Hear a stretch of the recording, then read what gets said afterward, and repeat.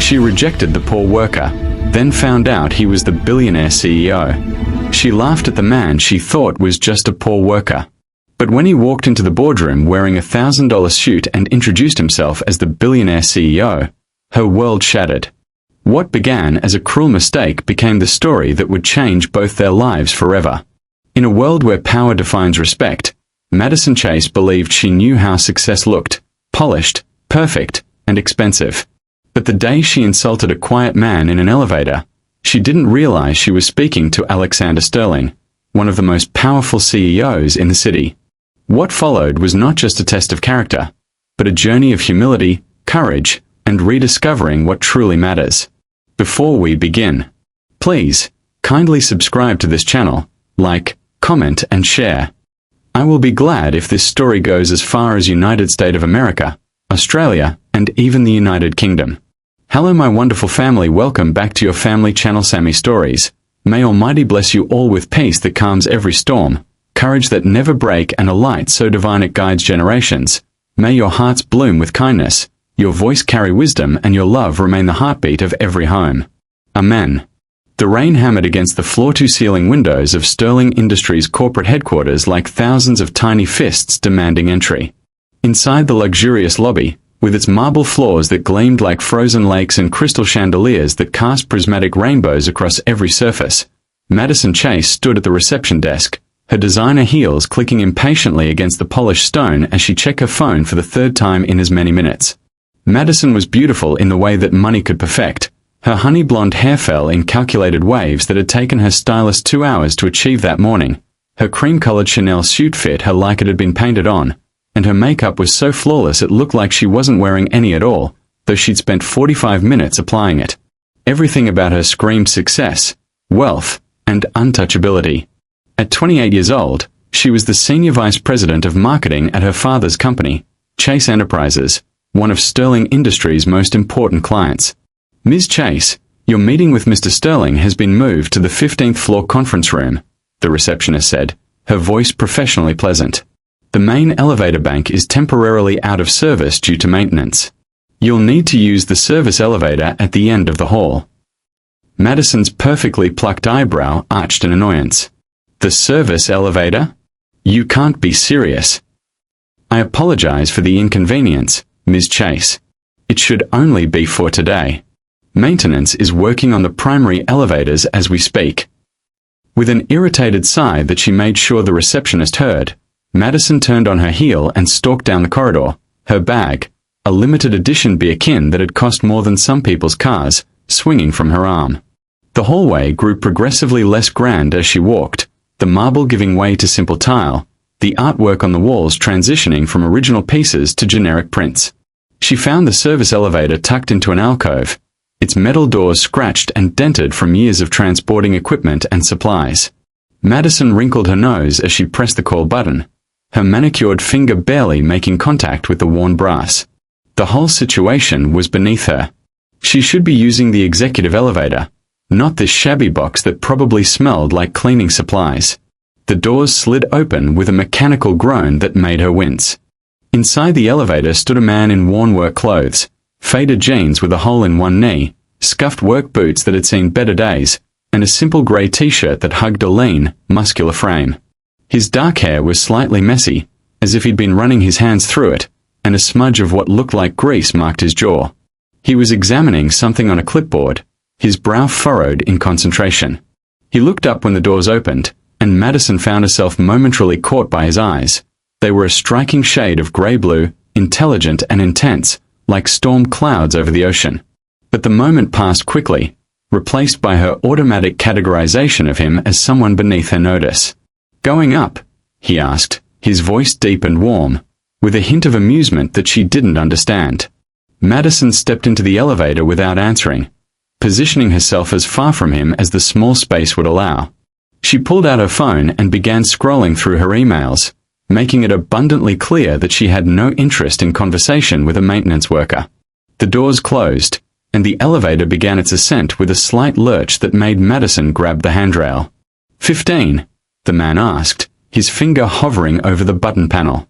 Obviously, Madison replied without looking up from her phone, her tone dripping with condescension. She heard him press the button, and silence settled over the elevator except for the mechanical whir of the cable system and the faint ding as they passed each floor.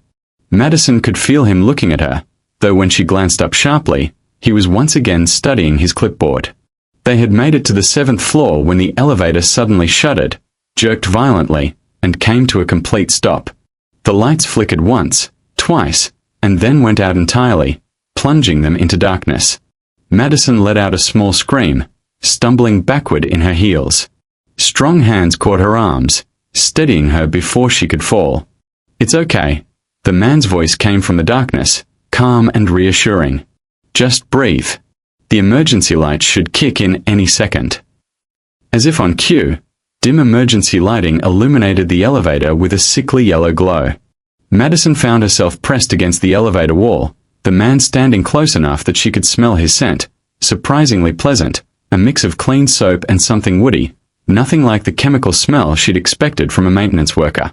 She jerked away from him as if burned. "Don't touch me." He stepped back immediately, raising his hands in a gesture of peace. "Sorry. I was just making sure you didn't fall." Madison smoothed down her suit, her heart racing from a shock. "What happened? Why did we stop?" "Probably a power fluctuation," he said, moving to the control panel and examining it. "Could be related to the maintenance on the other elevators." He pressed the emergency call button, and after a moment, a crackling voice came through the speaker. "Sterling Industries Emergency Services. This is elevator C7. We've had a stop between floors 7 and 8. 2 passengers inside. Can you give me a status update? Please hold." The silence that followed was deafening. Madison could feel panic starting to rise in her chest. She was trapped. Trapped in a small metal box with a stranger who looked like he'd just climbed out of an engine room. "How long?" she demanded, her voice sharp with anxiety. "How long until they get us out?" "They're checking now," he said patiently, leaning against the elevator wall with an ease that suggested this wasn't his first elevator malfunction. "Try not to worry. These things usually resolve pretty quickly." Usually. Madison's voice was rising. "I have a meeting with Marcus Sterling himself in 20 minutes. This is unacceptable. This is completely out of your control," the man finished gently. "Getting worked up about it won't make the elevator move any faster. Trust me." Madison glared at him. "Easy for you to say. You probably don't have anywhere important to be. Some of us have actual careers, actual responsibilities." Something flickered across his face, an emotion she couldn't quite read. Hurt. Anger. But it was gone so quickly she thought she might have imagined it. When he spoke again, his voice was carefully neutral. "You're right. What could a maintenance worker possibly understand about responsibility?" The sarcasm was so subtle she almost missed it. Almost. She opened her mouth to deliver a cutting retort when the intercom crackled to life again. "Elevator C7. We are experiencing a building-wide power issue. Multiple systems are affected. We are working on it, but it might be 30 to 45 minutes before we can get you moving again. Are both passengers okay? Does anyone need medical attention?" Madison felt the color drain from her face. 45 minutes. She fumbled for her phone to call her assistant, to reschedule, to do something, but there was no signal. "No signal in here," the man said, watching her. "Metal box, thick walls. We are essentially in a Faraday cage." "This can't be happening," Madison whispered, more to herself than to him. This meeting was crucial. Her father had been breathing down her neck about the Sterling Industries account for months. Marcus Sterling was notoriously particular about who he did business with, and this meeting was supposed to seal a deal that would mean millions for Chase Enterprises. And now she was going to miss it. Because she was trapped in an elevator. With a maintenance worker. "We've confirmed no medical emergencies," the man was saying into the intercom. "But please make this a priority. One of your passengers has an important meeting." "Will do. Hang tight." Madison slid down the wall until she was sitting on the floor, not caring that her expensive suit was pressed against the less-than-clean elevator surface. She dropped her head into her hands. "Hey," the man's voice was softer now. "It's going to be okay." "You don't understand," she said bitterly. "This meeting, it's everything. And now I'm going to miss it because of a stupid elevator malfunction." She heard him move, and then he was sitting down across from her, his back against the opposite wall, his long legs stretched out in front of him. There was something oddly comforting about not being alone, even if her companion was just a worker. "Tell me about it," he said. "Why?" He shrugged. "We are stuck here anyway. Might as well pass the time. And talking might help you feel less anxious." Madison looked at him, really looked at him, for the first time. Beyond the work clothes and the smudge on his jaw, there was something compelling about him. His features were strong and well-defined, his posture confident despite his humble appearance. And those eyes. There was an intelligence in them that seemed at odds with his occupation. "What's your name?" she found herself asking. "Alex," he said with a slight smile. "And you're Madison Chase." She blinked in surprise. "How did you?" "Your name's on your bag," he said, nodding toward the beer can that she'd set down beside her. "And I might have overheard the receptionist." "Oh." She felt strangely deflated that he hadn't recognized her on his own merit. Usually, people in this building knew exactly who she was. Her family's company was one of their biggest accounts, after all. But of course, a maintenance worker wouldn't move in those circles. "So, this meeting," Alex prompted. "What makes it so important?" Madison hesitated. She had no idea why she was even considering talking to this stranger about her professional life. But something in his steady gaze, in his calm demeanor, made her want to open up. Maybe it was the surreal quality of the situation. Maybe it was the fact that he was literally the only person she could talk to right now. Or maybe it was simply that he was looking at her without judgment, without expectations, without any of the usual calculation that accompanied interactions in her world. "It's with Marcus Sterling," she said finally. "The CEO of Sterling Industries. My father's company has been trying to expand our contract with them for over a year, and this meeting was supposed to be where we finalized everything. Sterling is particular. He doesn't give second chances, and he has a thing about punctuality and professionalism. If I don't show up, if I'm late, he'll see it as a sign that we are not serious, that we can't be relied upon." "That seems a little harsh," Alex observed. "Surely he'd understand that an elevator malfunction isn't your fault." Madison laughed, but there was no humor in it. "You don't know Marcus Sterling. He's a legend in the business world. Built his company from nothing into a multi-billion-dollar empire before he was 40. He's brilliant, ruthless, and has impossibly high standards.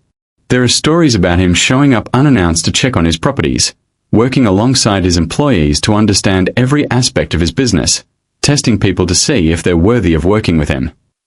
"He sounds intense," Alex said neutrally. "Intense doesn't begin to cover it. Do you know, he once cancelled a $100 million deal because the CEO of the other company was rude to a janitor? He overheard it and walked out of the negotiation on the spot. Said any company whose leadership didn't respect every employee wasn't worth doing business with." "That's actually pretty admirable," Alex said, and there was something in his voice, approval, maybe, or satisfaction.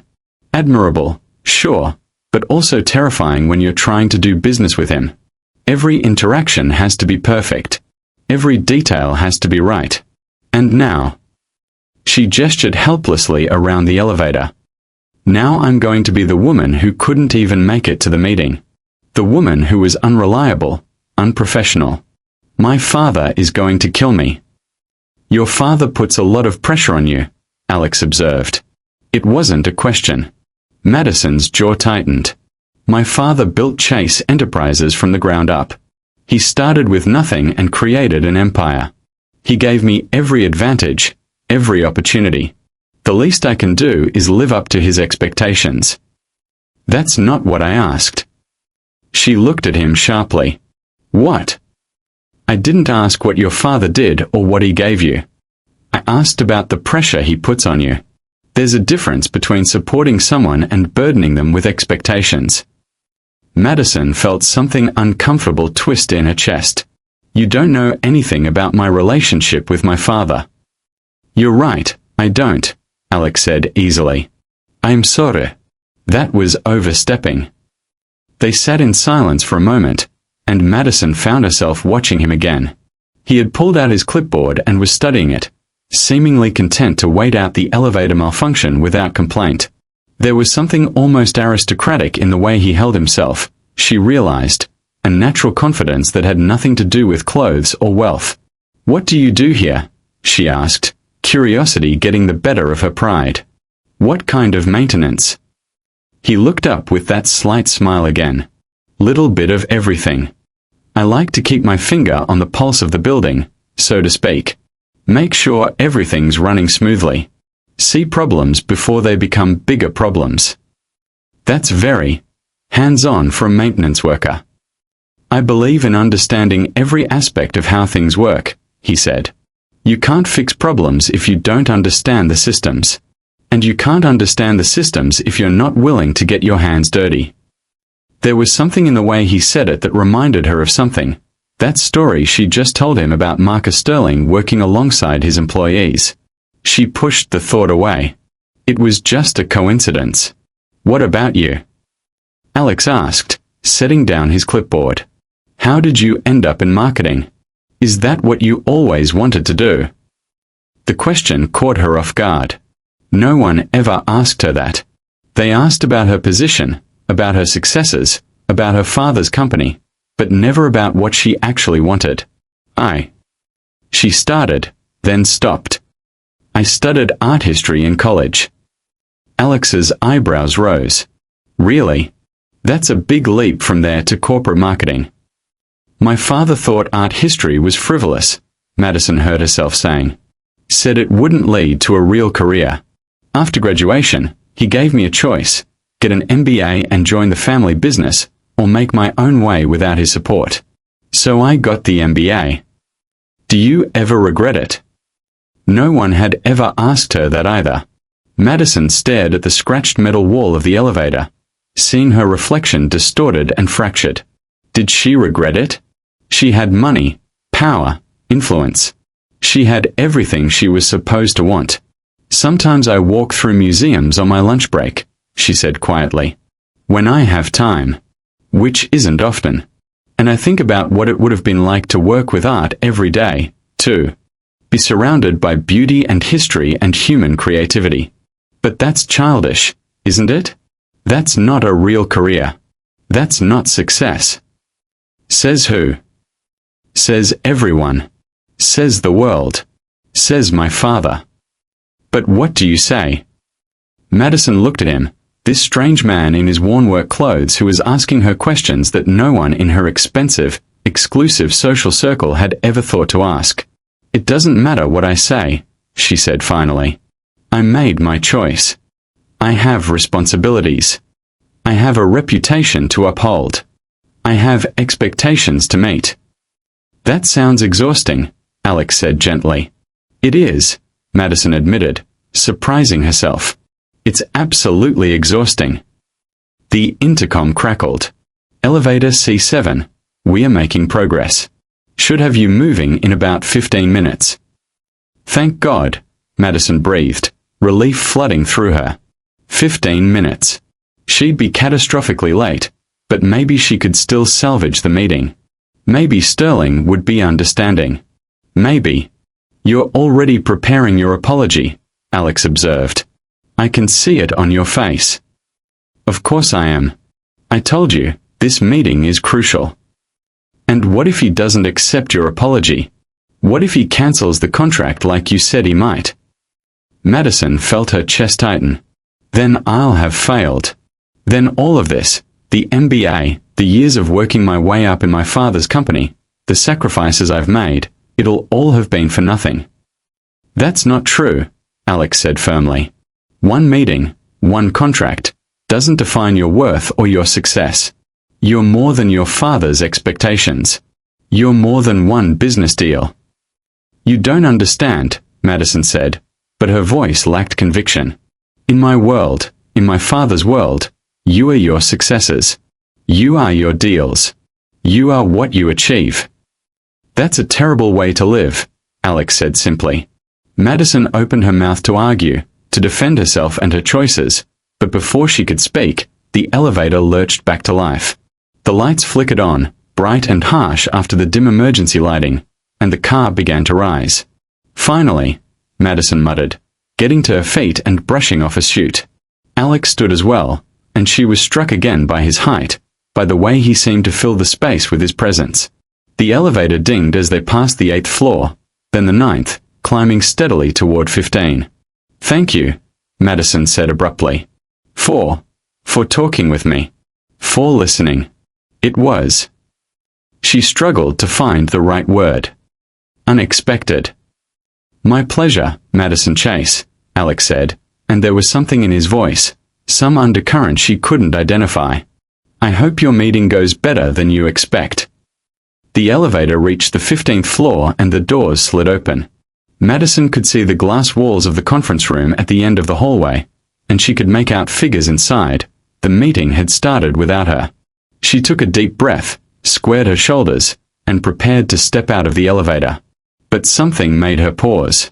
She turned back to Alex, who was watching her with those intense grey-blue eyes. Will I see you again? She asked, and immediately felt foolish. Why would she see a maintenance worker again? Why would she want to? But Alex just smiled, and there was something knowing in that smile, something that made her feel like he could see right through her carefully constructed facade to the uncertain woman beneath. I think that's very likely, he said. Madison stepped out of the elevator, and the doors closed behind her, leaving her alone in the hallway. She smoothed her hair, checked her reflection in the glass wall, and started walking toward the conference room, her heels clicking against the floor with determination. She didn't look back at the elevator. She didn't see Alex press a button that would take him not to the maintenance floor, but to the penthouse level, the executive suites where only the highest-ranking members of Sterling Industries were allowed. She didn't see the way his expression changed as the elevator rose, the working-class friendliness sliding away to reveal something sharper, more calculated, more powerful. And she definitely didn't know that Alex, the maintenance worker who had listened to her fears and asked her about her dreams, was actually Alexander Sterling, the billionaire CEO she'd been so desperate to impress. Madison reached the conference room and paused outside, taking one final steadying breath before she opened the door. Inside, half a dozen men and women in expensive suits sat around a long mahogany table. At the head of the table sat an empty chair, and Madison felt a flutter of hope. If Sterling himself wasn't here yet, maybe she hadn't missed as much as she feared. Her assistant, Jeremy, a nervous young man with wire-rimmed glasses, hurried over to her as soon as she entered. Thank God you're here, he whispered urgently. I've been stalling. I told them you were in another meeting that ran long. Mr. Sterling hasn't arrived yet, but his people said he'd be here any minute. Madison nodded, relief washing over her. Maybe the universe was giving her a break after all. She moved to take a seat at the table, smiling professionally at the other occupants. She recognized several of them as senior executives from Sterling Industries. Good morning, everyone. I apologize for the delay. The door opened behind her, and every person in the room immediately stood. Madison turned, expecting to see the legendary Marcus Sterling for the first time. Instead, she saw Alex. But not Alex the maintenance worker. This Alex wore a perfectly tailored Tom Ford suit that probably cost more than her car. His hair was styled, the smudge was gone from his jaw, and he moved with an authority that seemed to make the air itself shift around him. He looked like power incarnate, like success personified, like every billboard and magazine cover she'd ever seen of the elusive CEO who rarely allowed himself to be photographed.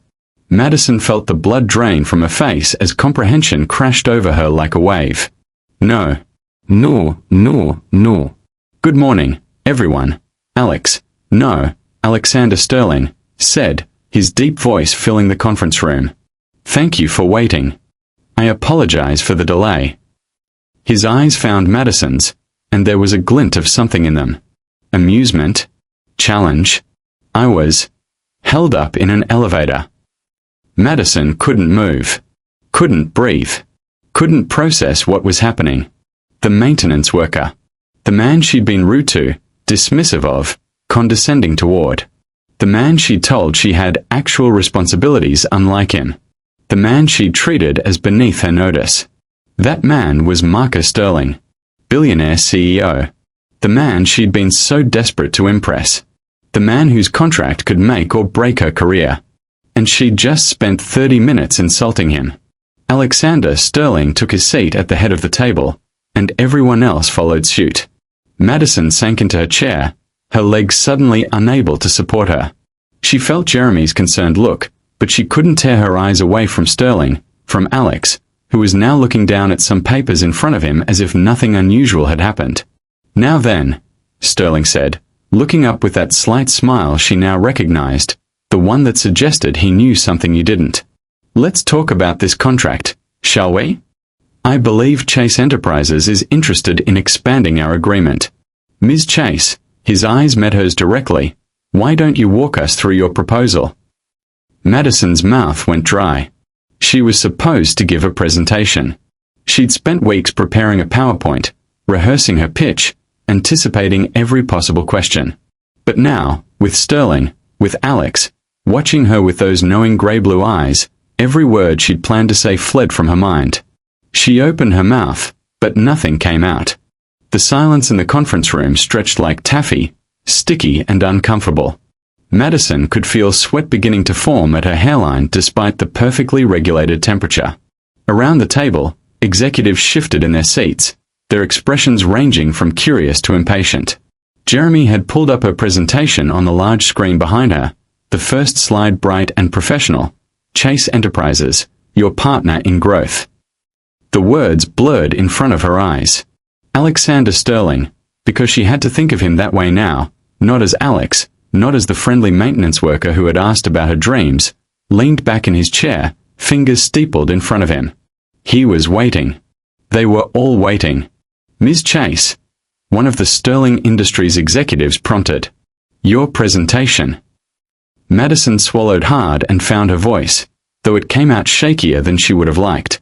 "Yes. Of course. Thank you." She stood on legs that felt like water and moved to the front of the room, picking up the remote control for the presentation with fingers that trembled slightly.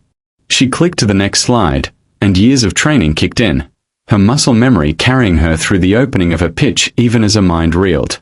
"Sterling Industries has been partnered with Chase Enterprises for 3 years, she began, her voice growing stronger. "In that time, we've helped you achieve a 23% increase in brand recognition among key demographics, a 38% boost in customer engagement, and a measurable improvement in how consumers perceive your commitment to sustainability and innovation." She clicked through slides showing graphs, statistics, testimonials. She'd put in countless hours on this presentation, and despite her rattled state, the material was solid. She talked about their proposed expansion, taking on Sterling Industries' new tech division, developing campaigns for their upcoming product launches, managing their social media presence across new platforms. All the while, she could feel Alexander Sterling's eyes on her. Unlike the other executives, who occasionally looked down at their tablets or whispered to colleagues, he watched her with complete, unwavering attention. It was unnerving. Every time she glanced in his direction, she remembered another moment from their elevator conversation. Her condescending tone, her assumptions, the way she dismissed him entirely. "The proposed contract expansion would begin in Q2, Madison continued, clicking to the financial projection slide. "With an initial investment of $8 million from Sterling Industries, we project returns of..." "Ms. Chase," Alexander Sterling's voice cut through her presentation like a knife. Madison's finger froze on the remote. "These numbers are impressive. But I'm curious about something." "Yes, Mr. Sterling." Her voice was remarkably steady, considering her heart was trying to hammer its way out of her chest. "You've told us what Chase Enterprises can do for Sterling Industries. What you can achieve for us, how you can grow our brand, improve our metrics. All very quantitative, very data-driven." He leaned forward slightly, his eyes never leaving hers. "But what I haven't heard is why. Why should Sterling Industries choose Chase Enterprises? Not what you can do, Why we should trust you to do it. Madison opened her mouth, then closed it. It was a reasonable question, one she should have anticipated. One she would have anticipated if her brain wasn't still stuck in that elevator, still processing the revelation of who he really was. We have an excellent track record, she said carefully. Our client retention rate is 94%, and we've won multiple industry awards for our campaigns. The data speaks for itself. Data can be manipulated, Sterling said mildly. Awards can be bought. Track records can be misleading. I'm asking you something more fundamental. Why should I trust you, Madison Chase, with my company's reputation? The question hung in the air. Around the table, the other executives were watching the exchange with interest. This was a test, Madison realized. Everything with Marcus Sterling was a test. She thought about lying. She thought about giving him some polished corporate answer about synergy and shared values and commitment to excellence. But then she remembered his words in the elevator. You're more than your father's expectations. Maybe that had been part of the test too. Maybe this whole thing had been engineered from the start. You shouldn't, Madison said quietly. A ripple of surprise went through the room. Jeremy looked like he might faint. Excuse me. Sterling's eyebrow arched, but there was something in his expression. Interest, maybe, or approval. Madison set down the remote control. You shouldn't trust me just because I'm standing here telling you to. Trust isn't given, it's earned. And I haven't earned it yet. She took a breath. What I can tell you is this. Chase Enterprises has the resources, the talent, and the experience to handle this contract. But more importantly, I personally am willing to do whatever it takes to prove we are worthy of your trust. I'm willing to work harder than anyone else, to be more dedicated, more innovative, more responsive than any other firm you could choose. That's a bold statement, Sterling observed. How do you plan to back it up? By treating this partnership the way it deserves to be treated, not as a transaction, but as a relationship. By being available, accountable, and honest even when the truth isn't convenient. By respecting everyone in your organization, from the C-suite to the, she hesitated for just a fraction of a second, to the maintenance workers. Because a company is only as good as how it treats all of its people, not just the ones at the top. Something flickered in Sterling's eyes. He leaned back in his chair again, his expression unreadable. Interesting philosophy, he said.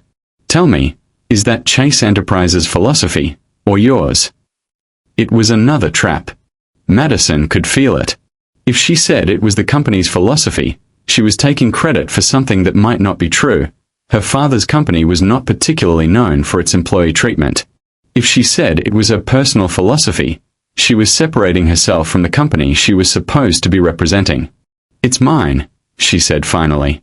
I can't speak for every policy and practice at Chase Enterprises. But I can speak for how I conduct business, how I'll manage this account if you give us the opportunity. And I can promise you that I won't compromise on those values.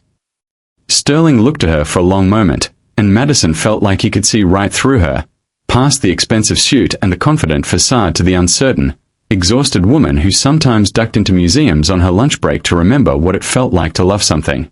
Thank you, Ms. Chase, he said finally. That will be all for now. We'll take your proposal under advisement and get back to you by end of week. It was a dismissal. Madison nodded, gathered her materials, and walked out of the conference room with as much dignity as she could muster, Jeremy scurrying behind her. She made it to the elevator bank, the regular elevators, thankfully operational now, before she allowed herself to react. Oh my God, Jeremy breathed as soon as the elevator doors closed. Madison, what was that? You basically told him not to trust you. I told him the truth, Madison said, her hand shaking now that the adrenaline was wearing off. It was the only thing I could do. But the contract is probably dead in the water. I know. Madison leaned against the elevator wall, closing her eyes. My father is going to kill me. She was right about that last part. Madison's father, Richard Chase, sat behind his massive desk like a king on a throne, or more accurately, like a general planning a war. His office occupied the entire top floor of Chase Enterprises headquarters, with windows overlooking the city skyline. Everything in the room was designed to intimidate. The dark wood furniture, the leather-bound books lining the shelves, most of which Madison suspected he'd never read, the photos on the walls showing him shaking hands with presidents and CEOs and celebrities. Madison stood in front of that desk like she had so many times before, feeling 12 years old again, called to the principal's office for some infraction. "Let me see if I understand this correctly," Richard Chase said, his voice dangerously calm. He was a large man in his 60s, with iron-grey hair and the kind of presence that made people instinctively straighten their posture when he entered a room. "You were late to the most important meeting we've had in years. You gave an inadequate presentation. And then you told Marcus Sterling, that he shouldn't trust you." "I was late because I was stuck in an elevator," Madison said, trying to keep her voice level. "It was a building malfunction, not my fault." "Everything is your fault if it happens to you," her father snapped. "You should have arrived earlier. You should have built in buffer time. You should have been prepared for any contingency. That's what professionals do, Madison. They don't make excuses." Madison bit back the retort that she'd been 30 minutes early and that no amount of buffer time could have prevented a building-wide power failure. Arguing with her father was like trying to negotiate with a brick wall, pointless and likely to leave you bruised. "As for the presentation," Richard continued, pulling out his tablet and scrolling through what Madison realized with a sinking feeling were notes on her performance, "I've already received feedback from 3 of the Sterling Industries executives who were in that room. Want to know what they said?" Madison remained silent. She'd learned long ago that her father's questions were rarely meant to be answered. "They said you seemed unprepared. Nervous. That you went off script and started talking about values and trust like this was some kind of graduate school philosophy seminar instead of a multi-million-dollar business negotiation." He set down the tablet and fixed her with a cold stare. "They said you embarrassed yourself and, by extension, embarrassed this company." Each word landed like a blow. Madison kept her expression neutral through sheer force of will, but inside, she felt something cracking. "I did the best I could under difficult circumstances," she said quietly. "Your best." Richard laughed, but there was no humor in it. "Madison, your best hasn't been good enough for a long time. Do you know how many strings I had to pull to get you that VP position? How many favors I had to call in? You were supposed to prove that it was justified, that you could handle this level of responsibility. Instead, you've proven that you're exactly what everyone suspected, a spoiled rich girl playing at business. That's not fair." "Fair?" Richard stood up, his hands flat on the desk. "You want to talk about fair? I built this company from nothing. Nothing. I started out working 80-hour weeks, eating ramen noodles for dinner, sleeping in my office because I couldn't afford an apartment. I sacrificed everything, my 20s, my 30s, my first marriage, to build something that would last, something I could pass on to my children. And what did you sacrifice, Madison? Your art history degree? Your dreams of working in a museum? Boo-hoo." Madison felt tears pricking at her eyes and blinked them back furiously. She would not cry. She would not give him that satisfaction. "I have worked hard," she said, her voice stronger than she felt. "I've done everything you asked. I got the MBA. I've put in the hours, worked my way up." "Worked your way up?" Richard's voice was incredulous. "Madison, you were made senior VP after 3 years. Do you know how long it took other people in this company to reach that level? 8 years. 10 years. Some never made it at all. You didn't work your way up. You were handed a position because you're my daughter, and I expected you to prove you deserved it. And you haven't." The words hit Madison like physical blows. For years, she'd suspected this, that her colleagues whispered behind her back, that her achievements were attributed to nepotism rather than merit. But hearing it from her father's mouth made it undeniably real. "Get out," Richard said, sitting back down and returning his attention to his computer screen, dismissing her like she was a subordinate who had wasted enough of his time. "I'll handle the Sterling situation myself. You're off the account." Madison turned and walked out, her vision blurring. She made it to her own office, closed the door, and finally let the tears fall. 3 days passed. 3 days of Madison going through the motions at work, attending meetings where everyone seemed to avoid her eyes, eating lunch alone at her desk. 3 days of silence from Sterling Industries, which felt like a countdown to inevitable disaster. On the 4th day, a message arrived. It wasn't an email to the company. It wasn't a formal rejection letter. It was a personal note, delivered by courier to Madison's apartment, written on heavy cream cardstock with embossed Sterling Industries letterhead. Ms. Chase, I'd like to continue our conversation. Dinner tonight, 8 p.m. Aurelia. Come alone. As Madison stared at the note for a long time. Aurelia was one of the most exclusive restaurants in the city, the kind of place where reservations were booked months in advance and entrees cost more than most people's weekly grocery budget. The kind of place where business deals worth millions were made over wine that cost thousands. She should refuse. She should forward this to her father, let him handle it like he said he would. But something in her rebelled at that idea. This was her mess. Her humiliation. Her failure.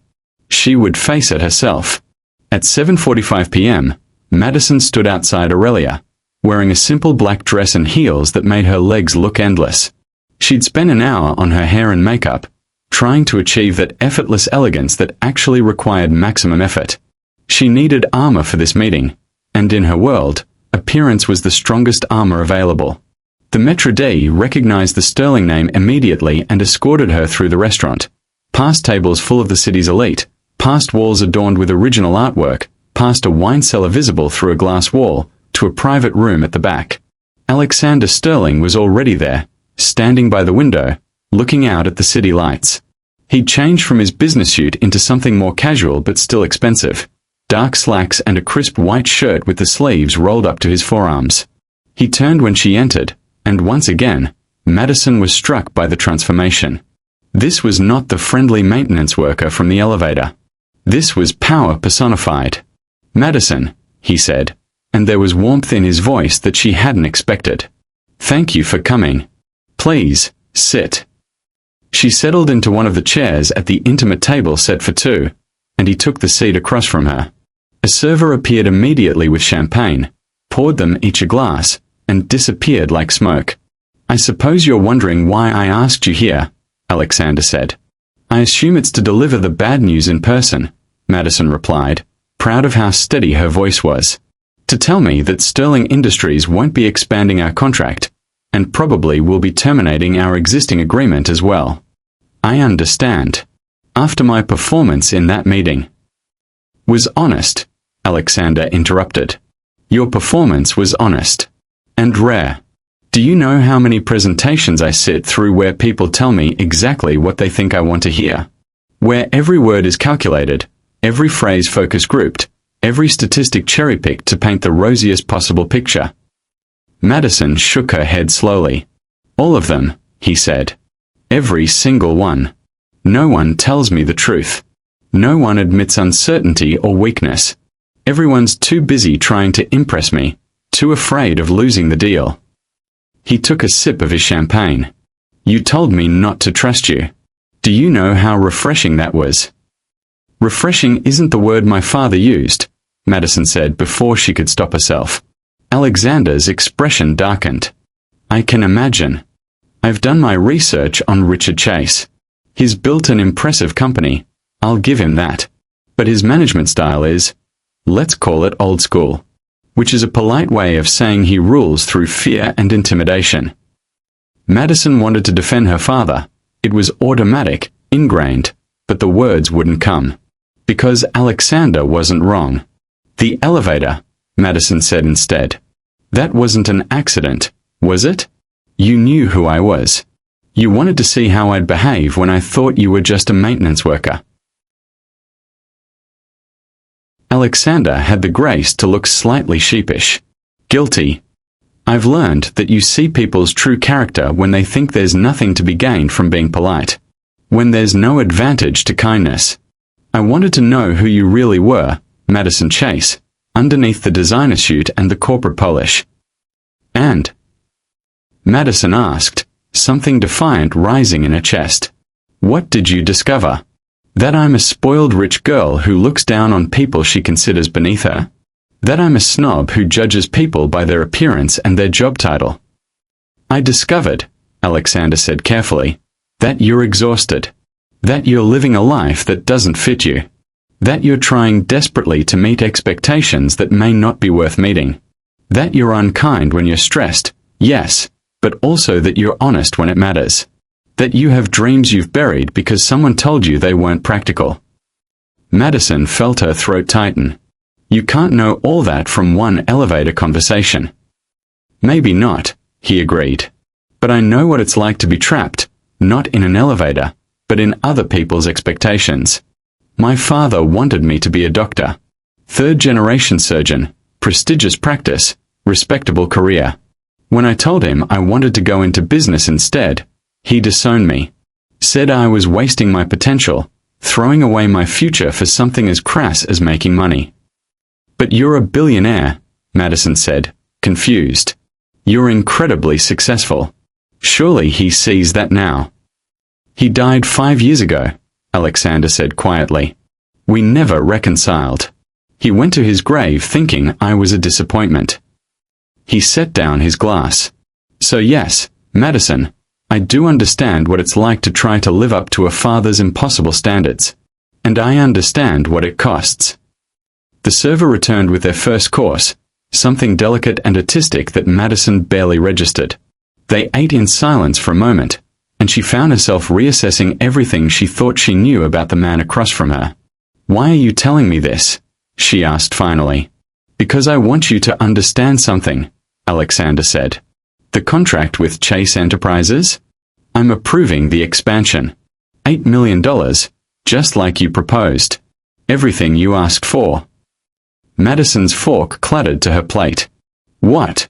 But I thought. But, he continued, holding up a hand. I have one condition. You're off the account. The brief flare of hope extinguished as quickly as it had ignited. I don't understand. Your father already removed you from the Sterling account. I'm requiring it to remain that way. Alexander leaned forward, his grey-blue eyes intense. But I'm also offering you a job.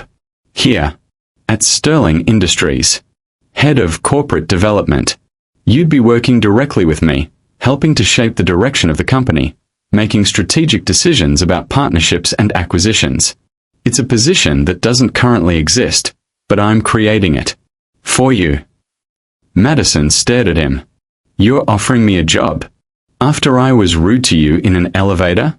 After I gave a terrible presentation? This doesn't make any sense. It makes perfect sense, Alexander countered.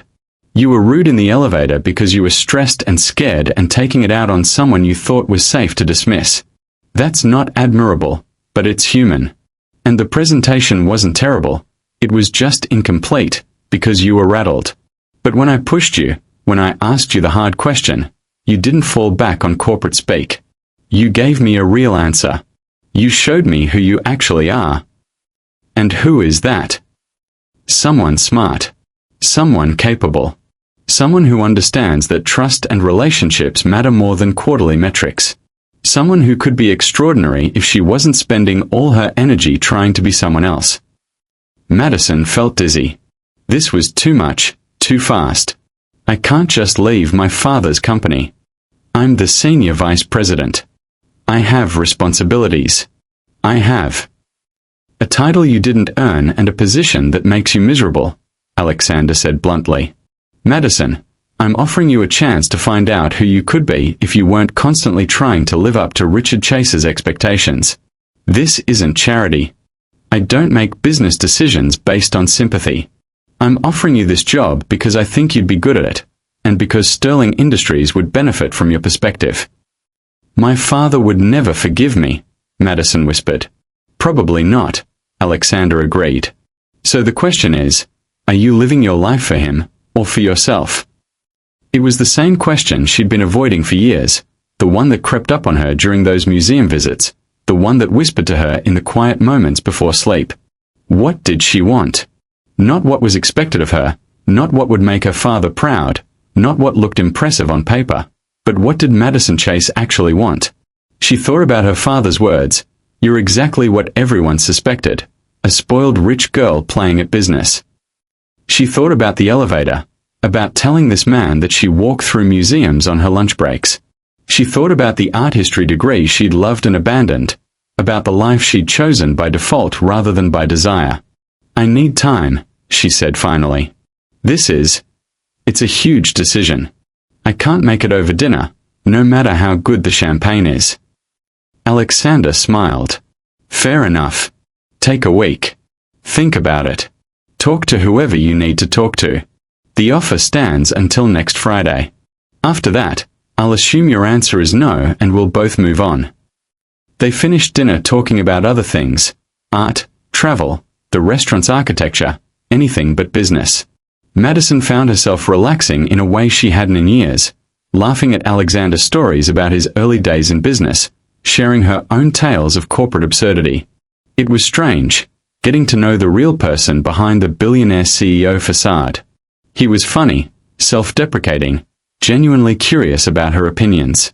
When the meal ended and they stood to leave, Alexander handed her a folder. "What's this?"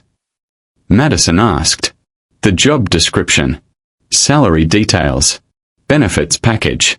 Everything you need to make an informed decision." He hesitated, then added, "Also my personal phone number. In case you want to talk about it. Or in case you just want to talk." Madison took the folder, her fingers brushing his. For a moment, they stood there, two people caught in the space between what was and what could be. "Thank you," she said softly, "for seeing me. The real me. Even the parts I'm not proud of." "Everyone deserves to be seen," Alexander replied. "The question is whether you're brave enough to let yourself be seen." The next week was the longest of Madison's life. She read through the job offer. The position was incredible, with a salary that actually exceeded what she made at Chase Enterprises, despite her inflated title there. The work would be challenging, meaningful, the kind of thing that would let her use her brain in ways that marketing campaigns never had. But leaving her father's company felt like betrayal. Like failure. Like admitting that she couldn't hack it in the world he'd built. She didn't tell Richard about the offer. Instead, she found herself at the Museum of Modern Art on her lunch break, standing in front of a Rothko painting. Vast fields of color that seemed to pulse with emotion. She'd written her senior thesis on Rothko, on how he used color to evoke feeling, to create what he called a place. "Beautiful, isn't it?" a voice said beside her. Madison turned to find an elderly woman, her white hair pulled back in an elegant bun, her eyes sharp and kind behind wire-rimmed glasses. "Yes," Madison agreed. "I used to come here all the time. Before I got too busy." "No one's ever too busy for beauty," the woman said. "They just forget to prioritize it. Tell me, dear, what do you see when you look at this painting?" Madison considered. "I see freedom and fear. The freedom of all that open space, but also the fear of it. Not knowing what to do with all that possibility." The woman smiled. "That's a very perceptive reading. Are you an art historian?" "I was," Madison said. "Or I wanted to be. But I chose a different path." "It's never too late to choose again," the woman said gently. "Every day is a chance to make a new choice. The question is whether we are brave enough to make it." She patted Madison's arm. "Don't let fear keep you standing still, dear. Rothko didn't create these paintings by playing it safe." The woman moved on to the next gallery, leaving Madison alone with the painting and her thoughts. That night, Madison did something she hadn't done in years. She called her mother. Her parents had divorced when she was 15, a casualty of Richard Chase's single-minded focus on building his empire. Her mother, Linda, had moved to Santa Fe and opened a small gallery there, living the artistic life she'd always dreamed of. They talked occasionally, awkward phone calls full of pleasantries and avoided topics, but Madison had never really forgiven her mother for leaving, for choosing herself over the family. Now, standing in her expensive apartment that felt more like a hotel room than a home, Madison dialed her mother's number. "Madison."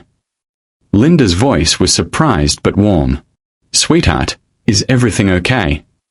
And suddenly, Madison was crying, ugly, gasping sobs that she couldn't control. The whole story came pouring out. The elevator, the meeting, her father's words, Alexander's offer, the crushing weight of trying to be someone she wasn't. Linda listened without interrupting, and when Madison finally ran out of words, her mother said simply, "Take the job." "But Dad." "Your father will survive," Linda said firmly. "Madison, I love your father, despite everything. But he's spent your whole life trying to turn you into a mirror image of himself, and you're not him. You're you. And you deserve to find out who that is." "I'm scared," Madison whispered. "Good," her mother said. "Being scared means it matters. When I left your father, when I moved to Santa Fe, I was terrified. But sweetheart, I've never regretted it. Not once. I wake up every morning and love what I do. Love my life. Can you say the same?" Madison couldn't. "Take the job," Linda repeated. "And Madison, I'm proud of you. I know I haven't said that enough, but I am. Not for your title or your salary or any of the things your father values. I'm proud that you're finally asking yourself what you want. That takes real courage." Friday came.